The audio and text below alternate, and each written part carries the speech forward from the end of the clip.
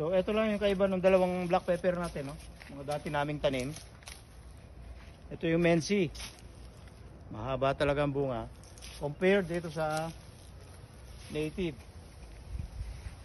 So kung pipitas tayo, total for instruction purposes naman. Ayan ang kaibahan nila, oh. Ayan. So ito pa yung isang papagitan natin. Ito yung dinemo namin. Post support man-made ano lang yan. Ginawa namin. Okay, tara, tingnan natin yung pandine. Wait, tama ka. Ito.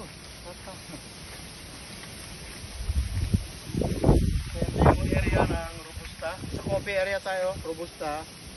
Then Arabica. Ito. So remind ko lang, no, dalawang klase ang Arabica natin dito.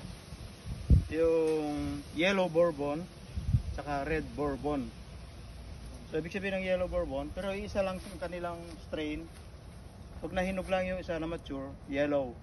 Itong isa ay red. Makita nyo, may mga labels tayo dyan. Okay.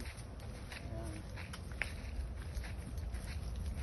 Ito yung ating Excelsa. Ayan, ganyan. Gala-gala. Para maganda. Nawala na ba yung may double root stock natin? Wala na, no? Excelsa. So dito, tingnan natin. Gusto ko lang ipakita sa mga boys. Itong kakao na tinanim natin, ito ay galing sa cuttings.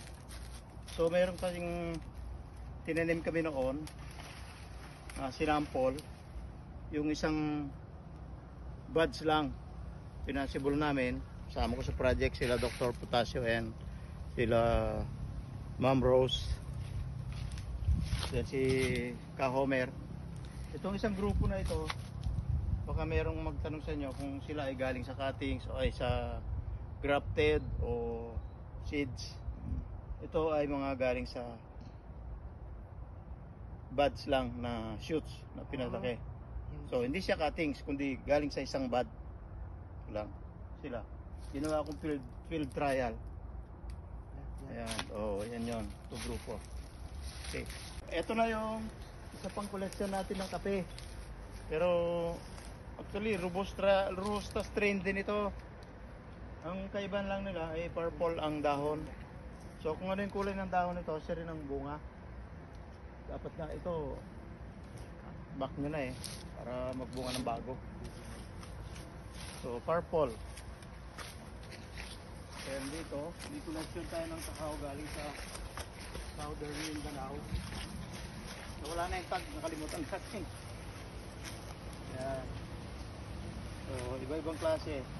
Itong isa ay Criollo Green. Imbis na red ang bunga, green ang bunga niya. Ayun, dalawang klaseng Criollo din yan. Yan yung talagang dark red. Criollo din, tatlong sunod-sunod. Ay pagka bumunga, sabi natin. So, dito kami nagde-demo ng rubber, oh. Dito tayo, parang di-odye.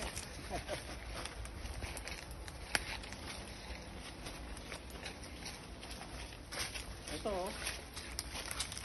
Kita nyo yung mga puno na yan. Dito kami naglalaro.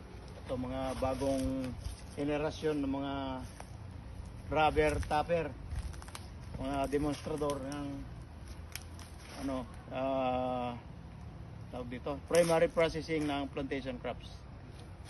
Okay, ito lang. So guys, ayun yung ating mga video na pagbabalik tanaw dito sa aking dating area.